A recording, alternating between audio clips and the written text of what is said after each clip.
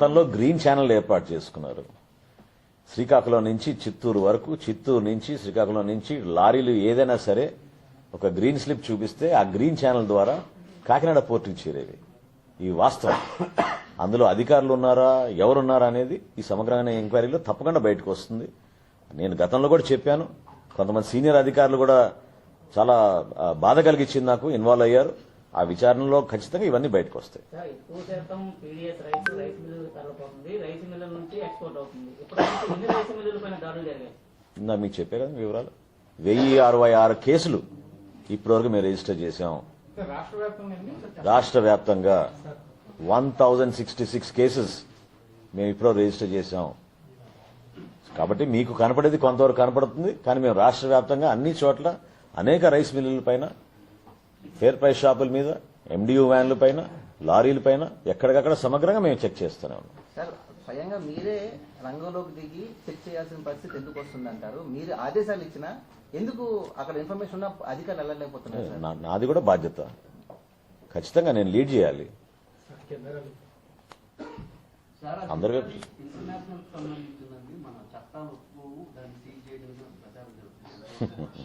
అది ప్రచారం వరకే. వాస్తవాలు ఏంటో మీకు తెలుసు. ప్రస్తుతం స్టెల్లా షిప్ లో ప్రతి బస్తా చెక్ చేసే విధంగా కలెక్టర్ గారి ఆధ్వర్యంలో ఒక టీం ఫామ్ చేశాం. కమిషనర్ గారు ప్రతిరోజు మానిటర్ చేస్తున్నారు. తప్పకుండా లోతుగా దాంట్లో వెళ్తాం. వాస్తవంగా ఎంత పీడీఎస్ రైస్ ఉందనేది కొన్ని రోజుల్లో మనకి పూర్తి సమాచారం వస్తుంది. వచ్చిన తర్వాత తప్పకుండా మీ అందరికీ వెల్లడిస్తాం.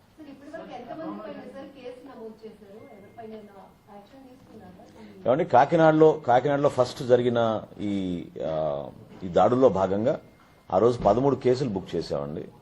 14 ఎఫ్ఐఆర్లు రిజిస్టర్ అయినాయి. క్రిమినల్ కేసెస్ కూడా రిజిస్టర్ చేశాం.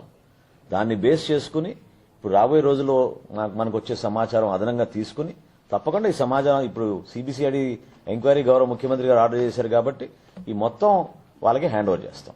సార్, పోర్టులో ఈ చెక్ పోస్టులు లేకపోవడం అనేది ప్రధానంగా తరలిపోవడానికి కారణం అని చెప్తున్నారు సార్. అని మీరు వచ్చి 6 నెలలు అయింది, ఎందుకు దాని మీద దృష్టి పెట్టలేదు సార్? కాకినాడ పోర్టులో మాకు స్పెసిఫిక్ ఇన్ఫర్మేషన్ ఉండింది కాబట్టి అక్కడ 3 చెక్ పోస్టులు ఏర్పాటు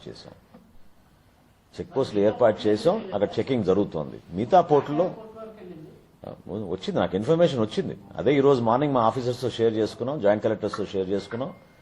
అనేక ప్రాంతాల్లో జరుగుతోంది ఇది. దానిపైన కూడా తప్పకుండా మేము వీ విల్ టేక్ యాక్షన్. అందులో ఏ మాత్రం కూడా డౌట్ లేదు. ఇప్పుడు వరకు వచ్చిన సమాచారం మీరు అడిగిన దానికి నేను చెప్తున్నాను. 729 మందిని మేము అరెస్ట్ చేశాం. రాష్ట్ర వ్యాప్తంగా కూటమి ప్రభుత్వం వచ్చిన తర్వాత 729 మందిని మేము అరెస్ట్ చేశాం. 102 వెహికల్స్ ని మేము సీజ్ చేశాం.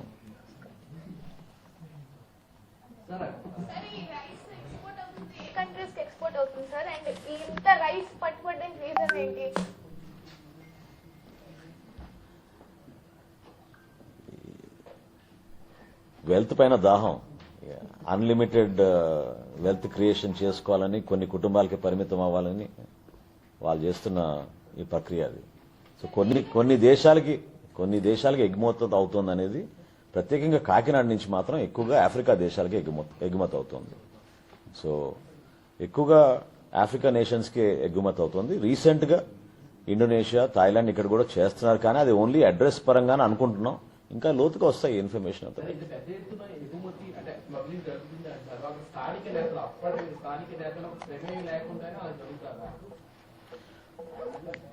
అంటే ఏ స్థాయికి వీళ్ళ డబ్బు పైన వీళ్ళకున్న ఆకలి, దాహం అంటే మనం ఊహించలేం.